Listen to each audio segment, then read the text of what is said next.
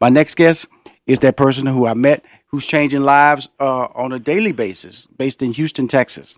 He was born in Louisiana. I have to say that because guess what? My parents were born in Louisiana, so he's cut from good stock. Then he moved to Texas. I was born in Texas, and is a proud graduate of Prairie View A&M, which is right down the street from Houston, Texas. Now this is where it goes a little different. He's a proud member, lifetime member of Kappa Alpha Psi. I'm an Omega Psi Phi member. See, that's the only thing in this intro that goes a little bit different. But everything else is great. Honorably discharged Vietnam War veteran where he served in the medical unit. He's a retired executive from Merck where he led a national team in medical design and installed Merck's military medical branches. After retiring, he founded, which is very special, the Buffalo Soldiers National Museum based in Houston, Texas. Please welcome to Money Making Conversations, Captain Paul Matthews. How you doing? Yes, sir. How you doing? Outstanding. Now, are you in Houston right now? Yes, actually at my home in Sugar Land, Texas, which is just outside of Houston. Cool. Well, let's talk about you a little bit. You know, your life has a body of work tied to it as a person who is a college lifestyle, professional lifestyle, military. When you encompass all that together, Captain, what stands out the most when people ask you to speak? What do you tell people when you're motivating them and when you're giving them nuggets of information about being successful? What do you talk about?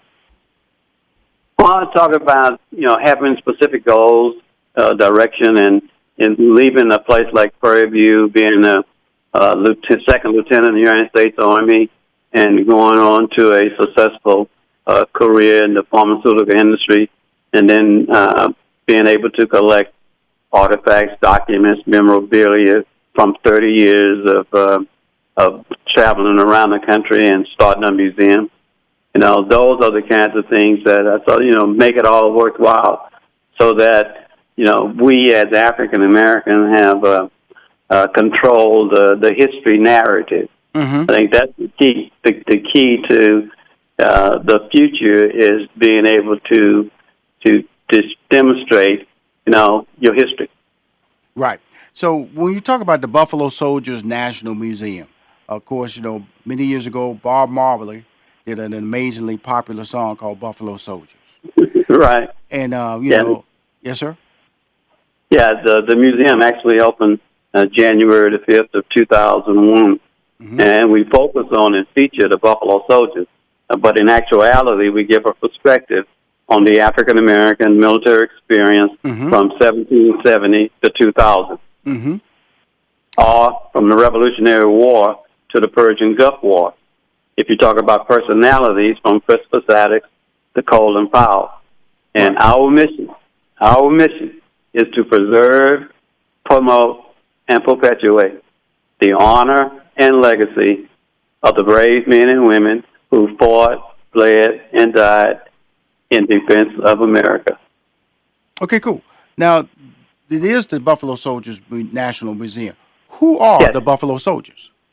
Yeah, the Buffalo Soldiers were the peacekeepers in the American West. They built camps, forts, railroads, delivered the mail, strung telegraph wires, charted the land, chased down outlaws, comancheros, Mexican revolutionaries. As a matter of fact, without the Buffalo Soldiers, the westward movement would have been delayed, 50 years. And just to put it in context, at the end of the Civil War, the Army reorganized and established 4 segregated units that were African Americans, right. The 9th and 10th Cavalry and the 24th and 25th Infantry. And those 4 segregated units went on to become what we commonly call now the Buffalo Soldiers. Okay, why? Why Buffalo Soldiers? Why did that name become part of the, that's the mystery now. I got to drill down on that now. That is actually the number one question that we get is how did the Buffalo Soldiers get their name? And it came from the Cheyenne warriors. They saw 2 things in the soldiers that they saw in the buffalo. It was their naturally curly hair and their ferocious fighting spirit. And they put those 2 things together, and they came up with Wild Buffalo. and the term Wild Buffalo eventually became Buffalo Soldiers. Wow. So you said, like, I think early in your conversation, you said over 30 years you've been collecting. What have you been collecting? We have all types of unique artifacts, documents, memorabilia. Some of the one-of-a-kind items you see at the museum is that a letter from a Korean War veteran, an African-American who was the 24th Infantry Regiment, and he was in Korea. And he wrote a letter back to his mom, who lived in Brownwood, Texas. And he opened up by saying, "Things are quiet here. I hope things are quiet at home." And then he said, "We heard today that our unit was going to be integrated." Now, that's a very powerful letter, because this is 1951. Mm-hmm. And here you have a black man in Korea fighting for the liberation of Koreans in a segregated army. So that's a very powerful historical perspective to look at. And also how he reacted and how it was like, I guess, I have to say it's a big deal, because nobody Yeah, wants. Because when you're separate, that applies that there is something wrong. There is something that there's something different about you that can't be, as they say, associated or assimilated with everybody else. And that's what people right. don't. That's what people don't understand about racism, about discrimination, about segregation. Is that whenever you're not just black or white, integrate, whether it's caste structure based on finances or whatever. When you want to let everybody participate or have the same opportunities to win, then there's a designation that there's something wrong with you, that you should not have that opportunity. In the military, when you're out there fighting, laying your life on the line for the same cause, that should be even more mind-boggling. Correct? Oh yeah, and that's a very good point. Even though they had the same types of equipment and arms and all of that, the Army was basically a microcosm of America. Mm-hmm. And so, but I should say that the military was on the vanguard of the modern day civil rights movement. Mm-hmm. Mm-hmm. So, that's important to note. As a matter of fact, when you go back to Frederick Douglass, right, and he made a very important point at the start of the Civil War. He said, "Give the colored man a uniform, a buckle with the U.S. on it, a button with an eagle on it, and a musket, and you will make him a citizen, but you also make him a man." Because what he was trying to do was make sure the Civil War was being fought for freedom and not just to save the Union. And the only way you can do that, you have to put the black man in the blue uniform. And that same message carried over to World War I, when Du Bois said in the famous Crisis magazine article at the start of World War I, he said, "Put aside your differences, right, go overseas, come back, be first-class citizens." And in World War II, the same message came along. This was called the double V for victory. Victory against the Axis in Europe and victory against racism at home. So those were, at the end of World War II, the soldiers that came back, were the individuals that supplied the funds, that helped to move forward the modern civil rights movement. Absolutely. So these people worked in they came back, they had trades, they took the GI Bill, they went to trade schools. Actually, a good example is Texas Southern University. It started out as a trade school. Mm-hmm. And so these individuals became the middle class that supported, the Martin Luther Kings and the Abernathys and all of the other civil rights movements. On the phone is the founder of the Buffalo Soldier National Museum in Houston, Texas. We'll be back with more, because I want to emphasize the military being the vanguard of civil rights movement. Hi, this is Rushion McDonald. You're listening to a Money Making Conversation. When I look at my life, I look at the challenges. Growing up in the inner city, growing up with two parents. One was a truck driver, one was a stay-at-home mom, 6 sisters, 2 brothers. I live in an environment that people say success doesn't happen easy, but I think opportunity is what enables you to be successful. And when I was talking earlier on our first break with Captain Paul Matthews, the founder of the Buffalo Soldiers National Museum. He was saying that the military was at the forefront of civil rights movement, and he was talking about this letter that was written in 1951, and it was talking about his unit was about to be integrated. That's 1951. Just to set that in perspective, Brown versus the Board of Education was not settled, that landmark case, until 1954. So the military was already positioning itself to understand that there should be lanes of equality, and we shouldn't be treating people different. I'm not saying it was overnight there, but I was just saying that was in 51. This Brown versus Board, which is what everybody considers a landmark as far as segregated education, was unconstitutional. Unconstitutional was in 1954.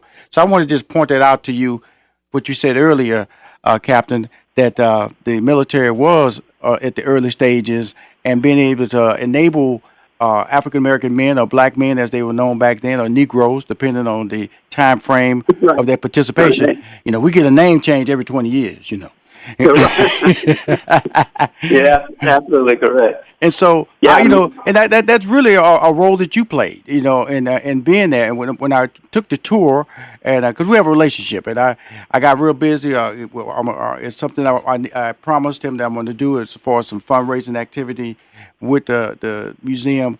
It's just that you know, a little thing called the Air National Guard stepped in and had me all 50 states. Immediately that caused me to delay, so I apologize. But what I cannot apologize for is the success of what you're trying to do at educating all individuals, not African Americans, when they come to that museum. Tell us about that experience. Yeah, what we say here at the museum is that when you go to other museums, you get content. When you come to the Buffalo Soldiers National Museum, you get context. Because we talk about the items, how it revolves around you, how you revolved around it. Let me give you a good example. We're talking about, say, the Emancipation Proclamation. You know, it's an executive order. But what came out of that was Juneteenth. If you look at Section 9 and Section 10 of the Emancipation Proclamation, it states that the slaves would be free when federal troops occupied the territory. And that occurred in Texas on June the 19th, 1865, when Major General Gordon Granger landed in Galveston, read the proclamation, but he had 300 black troops with him to enforce the law. So that's the key. You know, he had troops there that were African Americans that went throughout the state of Texas enforcing the Emancipation Proclamation. Because in reality, the Emancipation Proclamation didn't free anyone, because it was it only applied to the states that were not in control of the Union. Mm-hmm. Mm-hmm. So if you were a southern state, the Union had no control over you, so then your slaves were not free. Right. And so that's the key. That's the key. But you know, it's also something you was mentioning, how life is, about how when given an opportunity, you know, the African American men being in the military, going to these trade schools, they started establishing a middle class lifestyle. They started, which is really important from an economic structure, because we're talking about the Buffalo Soldiers Museum is based in Houston, Texas, and I'm going to tell you something. Stereotypes abound when you have people say, "Well, they got a Buffalo Soldiers Museum." You know, you think it's a little small museum. Right? I went over there with preconceived notions that I was gonna walk in there, go walk around the corner, a couple of high and bys, and I'm out. No, this is a beautiful, multi-story, 23,000 square foot facility that also is rented out for large-scale private events, and it's amazingly beautiful. And so that's a perception that you have to overcome as well, of what people think the experience will be, of what your facility looks like. Correct, Captain? Oh yeah, because we started in actually a 3,000 square foot building, and then we moved to the 23,000 square feet, three stories. We have weddings there, family reunions, you know, meet and greets, birthday parties. On our second floor, we call the Herstein Gallery. And then the first floor with all the exhibits, more than 10,000 square feet. We have the largest collection of African American military memorabilia in the world. And so, we're very excited about our new space and looking forward to, continued success. Cool. Tell me, how can the community support? Besides, do you have a website? You have a donate button? How can we support it? Because private admissions and private donations do happen. Is there other ways that we can support the museum? Oh, yeah, that's, first of all, you can come visit the tour and see the exhibits. You can plan events at the museum. And more importantly, you become a member. Mm-hmm. You can become a member, and then you can make donations. So we have, maybe a 5-year goal, of being financially independent. Mm-hmm. We want to have a minimum $5 million endowment. So all of these things are community-based activities that you can get involved with. Right. When you say the goal, how do you become independent? Talk to me, because I'm all about telling people how to participate, telling people how they can make a difference. And like I've learned in politics, you don't have to make $1,000. You can make a $5, $1, $20. All those add up to thousands of dollars, millions of dollars. And so, how does this campaign? What is the point angle, and how can we help get the word out on Money Making Conversations? Right. The objective is to increase our membership, to have, for example, 1,000 people being members, per month. Those are the kinds of things that helps build the financial wealth of the organization. To have corporations, foundations that give grants for our different programs that we have. So and then those are the things that really make you financially independent. Because it would be good to have, say, 1 million people that join in for $30 a year. Right. So all those kinds of things add up over time. Well, something, I'm about adding up. That's called good math. That's called about You're good. One thing about it is that I get to go there. I got that. I got the personal tour. Get those extra private stories. Now, what is the most difficult artifact or the best story of any artifact that you brought to the museum? Oh, and that's a very tough one to actually, which child is the best. You gonna go there? Huh? All your artifacts are children. Don't you do that to me, Captain? Don't you do that? But we have a bronze bust of a Buffalo soldier. It's called the Old Soldier, and it was done by Eddie Dixon, mm-hmm. and he lives in Fort Worth, Texas, mm-hmm. in Amarillo, Texas, and. Before we bought the museum and before we moved in, I met with the board and said, once we get in our new building, we need something special to go in it. And they said, what are you thinking about? I said, there's a bronze bust of a Buffalo soldier. It's called the Old Soldier. And I showed them a picture of it. I said, this is one of three. It's at Fort Leavenworth, Kansas. 2 of 3 is in Georgia. And I'm not sure what 3 of 3 is. And look at this. 9 months later, I got a call from a couple in Paris, Texas. Said they had a bronze bust of a Buffalo soldier they wanted to donate to the museum. Mm-hmm. And that bronze bust was the Old Soldier. Mm-hmm. Yeah, that's a testimony there. That's a very special piece that we have. Something that we wanted and prayed for, actually. And 9 months later, got it as a donation. A donation. A special gift. Well, that's right. The amazing thing about, I've been to Smithsonian. I've been to a lot of great museums in New York. As a kid in high school, they take you to museums. And so, are you on that? Are you on that like a high school tour list or middle school tour list? How do people find out about your museum? Yeah, we are connected with the Convention and Visitors Bureau. We have just the media access and word of mouth. So all of the avenues that it is in the advertising world, we're part of that. We belong to the Houston Museum District Association, the African American Museum Association, and the National Organization of Museums.